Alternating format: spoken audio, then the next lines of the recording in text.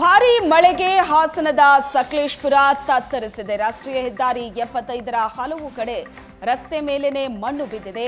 Anemahal BSNL tower ಬಳಿ ಕೆಲಕಾಲ ಆತಂಕ ಉಂಟಾಗಿತ್ತು. ಟವರ್ ಬಳಿ ಮಳೆಯಿಂದ ಗುಡ್ಡ ಕುಸಿತಾ ಇದೆ. ಯಾವ ಕ್ಷಣದಲ್ಲೂ ಬಿಎಸ್ಎನ್ಎಲ್ ಟವರ್ ಕುಸಿಯೋ ಆತಂಕ ಎದುರಾಗಿದೆ. ಆತಂಕದ ಮಧ್ಯೆಯೇ ವಾಹನ ಸವಾರರು ಓಡಾಡ್ತಾ ಇದ್ದಾರೆ. ಮಳೆಯಿಂದ ಆಗಿರುವಂತಹ ಅವಾಂತರಗಳು ಒಂದೆರಡಲ್ಲ. ಹಾಸನದ ಸಕಲೇಶಪುರವಂತೂ ಭಾರೀ ಮಳೆಗೆ ತತ್ತರಿಸಿದೆ. ರಾಷ್ಟ್ರೀಯ ಹೆದ್ದಾರಿಯಲ್ಲೇ ಮಣ್ಣು ಕುಸಿದು ಬಿದ್ದಿದೆ. ಇನ್ನು ಆನೆಮಹಲ್ ಬಿಎಸ್ಎನ್ಎಲ್ ಟವರ್ ಬಳಿ ಕೆಲಕಾಲ ಆತಂಕ ಸೃಷ್ಟಿಯಾಗಿತ್ತು. ಹಾಸನ ಜಿಲ್ಲೆಯ ಸಕಲೇಶಪುರ ತಾಲೂಕಿನಲ್ಲಿ ಮಳೆಯ ಆರ್ಭಟ ಜೋರಾಗಿದ್ದು ಹಲವು ಕಡೆಗಳಲ್ಲಿ ಭೂಕುಸಿತ ಉಂಟಾಗಿದೆ. ಅದರಲ್ಲೂ ರಾಷ್ಟ್ರೀಯ ಹೆದ್ದಾರಿ ಪಕ್ಕದಲ್ಲಿ ಹಲವು ಕಡೆಗಳಲ್ಲಿ ರಸ್ತೆಯ ಮೇಲ್ಭಾಗಕ್ಕೆ ಭೂಕುಸಿತ ಉಂಟಾಗಿರೋದನ್ನು ನೀವಿಲ್ಲಿ ದೃಶ್ಯಗಳಲ್ಲಿ ನೋಡ್ಬೋದಾಗಿದೆ. ಇದು ಸಕಲೇಶಪುರ ತಾಲೂಕಿನ ಆನೆಮಹಲ್ ಸಮೀಪ ಆಗಿರುವಂತಹ ಘಟನೆ.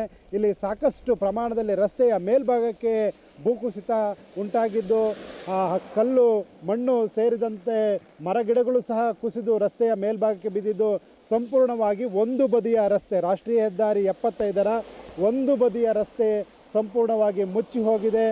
ಎಷ್ಟರ ಮಟ್ಟಿಗೆ ಯಾವ ಪ್ರಮಾಣದಲ್ಲಿ ಭೂಕುಸಿತ ಆಗಿದೆ ಅನ್ನೋದನ್ನು ನೀವಿಲ್ಲಿ ದೃಶ್ಯಗಳಲ್ಲಿ ನೋಡ್ಬೋದಾಗಿದೆ. ಅದರಲ್ಲೂ ಸುಮಾರು 60 ಅಡಿಗೂ ಅಧಿಕ ಮೇಲ್ಭಾಗದಿಂದ ಕೆಳಭಾಗಕ್ಕೆ ಕಲ್ಲು ಮಣ್ಣು ಹಾಗೂ ಗಿಡ ಗಂಟೆಗಳು ಸಹ ಕುಸಿದು ಬಿದ್ದಿರೋದನ್ನು ದೃಶ್ಯದಲ್ಲಿ ನೋಡ್ಬೋದಾಗಿದೆ. ಇನ್ನು ಅದರ ಪಕ್ಕದಲ್ಲಿ ಟವರ್ ಇದೆ. ಆ ಟವರ್ಗೂ ಸಹ ಈಗ ಸದ್ಯ ಅಪಾಯದಲ್ಲಿದೆ.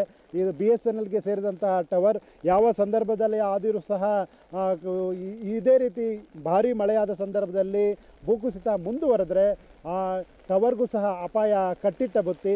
ಇದು ನೀವು ದೃಶ್ಯಗಳಲ್ಲಿ ನೋಡ್ಬೋದು ಎಷ್ಟು ಭಯಾನಕವಾಗಿ ಭೂಕುಸಿತ ಉಂಟಾಗಿದೆ. ಕಲ್ಲುಗಳು ಸಹ ಕುಸಿದು ಬಿದ್ದಿರೋದನ್ನು ದೃಶ್ಯದಲ್ಲಿ ನೋಡ್ಬೋದಾಗಿದೆ.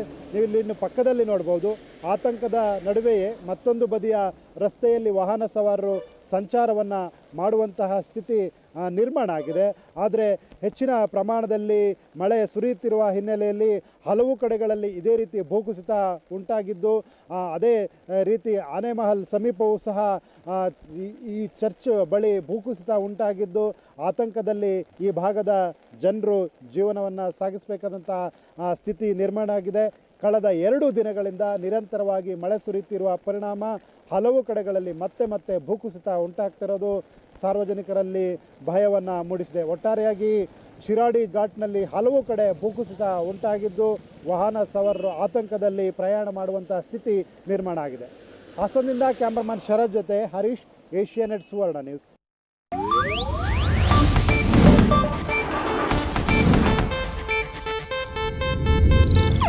ಇದು ಏಷ್ಯಾನೆಟ್ ನ್ಯೂಸ್ ನೆಟ್ವರ್ಕ್ ಪ್ರಸ್ತುತಿ.